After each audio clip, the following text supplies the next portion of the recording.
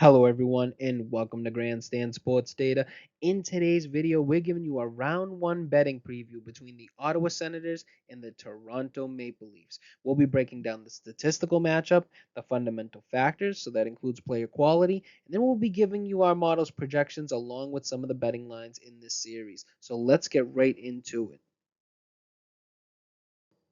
Okay, so let's take a look at the statistical breakdown first. You can see Toronto holds the stronger statistical profile overall, right? They got the higher power ratings. They're sixth in the NHL according to us, eighth in the NHL according to hockeyreference.com, while Ottawa is 14th for both of us.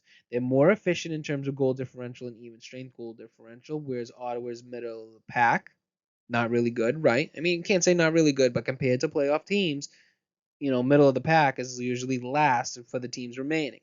Goaltending leans slightly towards Toronto. You can see from the save percentage. Now, this team save percentage, just remember that. And Toronto is fourth in the NHL, whereas Ottawa is eighth. So they have the slight edge in net reliability, especially in close games. Now, Ottawa generates more penalties but doesn't capitalize enough. You can see they draw a lot in terms of being first in the NHL for opponent penalties drawn. But special teams is mediocre, as you can see, right? Power play and penalty kill both sit outside the top 10. Now, on the other side, Toronto isn't much better on special teams, but they're more efficient with the puck. Toronto now, their offense is more efficient. We just talked about that, right? They have a shot percentage of 6th in the NHL versus Ottawa, who is 24th. And their finishing ranks 8th, while Ottawa is tied for 22nd. So they convert at a far better rate when given the chance. Now, also the possession stats like Corsi is not close, and this alarms me for Toronto backers. Ottawa is about 14th, tied for 14th in the NHL, whereas Toronto is almost dead last in the league. This makes me a little bit nervous for Leafs fans. Bottom line here, though, is that Toronto is the more efficient and technical sound team.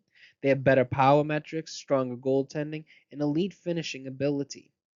Ottawa's edge in possession and drawing penalties won't matter much unless they start converting. So that's important. If this game is played clean or at even strength, or the series, sorry, the edge leans with the Maple Leafs. Okay, so let's move on to some of the coaching, player quality, and goaltending in this matchup. It looks like Toronto has the star power in the playoff proven production, as you can see here.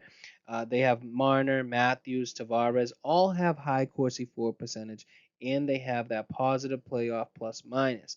The Leafs' top six are driving possession and generating offense consistently in their postseason career. Now, Ottawa's top names like Kachuk and Norris, they lack playoff experience. You can see mostly zeros across the board. Coaching edge, that I believe is going to lean towards Ottawa.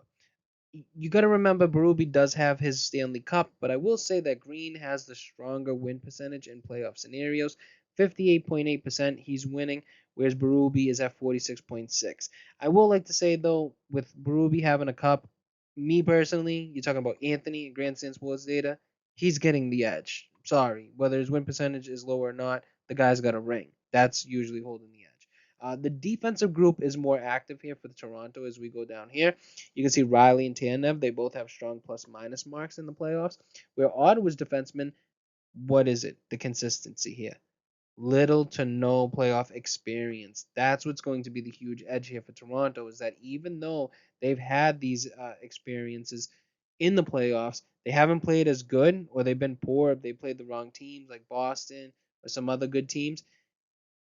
They will have a huge experience advantage in this matchup, which could be crucial, right? Goaltending now is a big question mark on both sides. People get a little bit overhyped with Allmark in his regular season, but he has a negative goal save above average in the playoffs at minus 5.1 and a sub 45% quality start percentage. It's not necessarily good. And then Antoine Forsberg, who's behind him, has no playoff experience. Now, on the other side now, Solars, he's basically a minus 1.2 in gold save above average. But Joseph Wall, when you look at him, he has positive gold save above average, right? 4.4. And then a perfect quality start percentage of about 100%.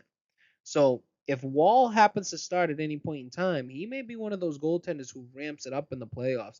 And that's something to look out for. So Toronto's top end talent in their playoff scoring resume clearly outclass Ottawa here. I would say even look for Wall to get a start or two if there's poor performances from Anthony. Just look at that. Ottawa may have the better coaching situation just according to these fundamentals, not according to me. But with that upside potential, even with the proven postseason production or goaltending stability, I believe that Toronto's core gives them the edge in this fundamental factor run through. Okay, so let's take a look at some of the playoff profitable factors here. And the key takeaway here, it's almost Toronto across the board, right? These stats have produced a positive return in past playoff betting results. That's the most important thing to take away from here. The major edges include even strength goal differential for Toronto, Corsi 4 percentage, power rating, SRS, even goal differential. All playoff trusted indicators. Also, if you want a little bit of a spoiler alert, our model has the Leafs on the money line, showing their price is fair or evenly discounted. So just to take a look there, that model has been up $2.94 for every $1 bet on past playoff history or historical performances. Ottawa's edges come from volume and not efficiency, right? Senators lead in shot-based metrics like Corsi. But it's been a good one, $7.11 for every $1 bet. Shot differential, so they are getting some good volume here, as you can see, and scoring chance percentage. So those numbers, looking at them just from a betting perspective, should make some Toronto backers a little bit nervous. These are often signs of high pressure, underdog style play, and they can generate upsets if finishing improves. Gotta remember that their finishing numbers are so poor that that's what makes me a little bit nervous. So the model projection, just to get ahead of ourselves a little bit, the money line side favors Toronto, but the spread favors Ottawa, possibly seeing tighter games than expected. The bottom line here is that Toronto has the statistical edge in most profitable categories, suggesting the more sustainable path to winning. Ottawa's only path is out to volume, right? They need that volume and hope for bounces, but the market and data both lean Leafs. Unless you're betting on chaos, Toronto will be the sharper side in this scenario. Okay, so let's go into some of the key takeaways when we're talking about money line betting trends, right? Both teams were profitable on the money line side this season. Toronto was 52 and 30, as you can see. They were up $10.71 for every $1 bet. That's good enough for a 13.1% return on your investment in your portfolio. Moving on to Ottawa now. They were 45 and 37. They were up $2.46 for every $1 bet. Good enough for a 3% return on your investment. Now, Toronto was one of the best money line performers in the league. They were consistent, had those consistent returns throughout the season, especially dominant over the last 15 games. You could see here they just jumped up. Strong market efficiency. Bettors backing Toronto got rewarded. That's basically what it means. They're playing so far over their average throughout the season. Ottawa now, their value came in streaks, right? They had a mid-season dip, followed by a slow climb back into the green. Mostly slight underdog price and rewarded when they overperformed expectations.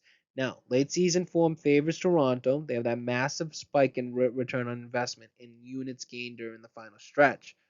Ottawa's line stayed flat, profitable, but not surging like Toronto's. So the bottom line here is that Toronto wasn't just winning games, they were outperforming the market in a big way. Ottawa offered value in spurts but lacked consistency. Based on moneyline performance alone, Toronto was the sharper side all year long. Okay, so let's take a look at some of the key takeaways from the series betting outlook that you see here. The market sees Toronto as the favorite at minus 170 to win the series, whereas the Senators, they're at a plus 145 as a dog. The spread here is Toronto at minus 1.5 games at plus 120, whereas Ottawa would be plus 1.5 at minus 140. So suggesting that the books expect a close 6 or 7 game series. The model slightly favors Toronto, predicting a 4 games to 3 series win for the Leafs. 53% of those 10,000 Monte Carlo simulations came up Leafs, where 47 of those came up Ottawa. So this suggests that the price is mostly fair, with a very slight edge to the Toronto side on the money line. So the model is picking Ottawa on the spread, Toronto on the line. The model leans Toronto for the series to win on the money line, but likes Ottawa to cover the spread, reinforcing that this could be a tight series. Now, the bottom line here is that this is one of the tightest matchups on the board. The model supports Toronto series win, but not by much. And there's real value in Ottawa to keep it close. So if you're betting the series, the sharpest angle may be Ottawa plus 1.5, or taking Toronto money line with caution at that price. I would say that I do like this number at plus 1.5 for Ottawa at minus 140 if you're asking me personally. Other than that, I don't really see any other value.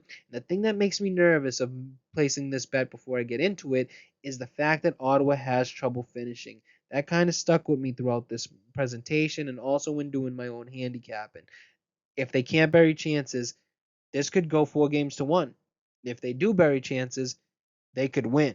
So there's wide, lot of volatility is basically what I'm saying. A lot of volatility behind the Ottawa Senators. So, like always, we'd like to thank you guys for watching. We hope that you got some awesome information from this video. Now, don't forget to subscribe to Grandstand Sports Data for more great shows like this one. Also, don't forget to give this video a like, share with your friends, and then leave a comment down below on who you think is going to win the series. That's all for now, and we'll see you guys in the next one.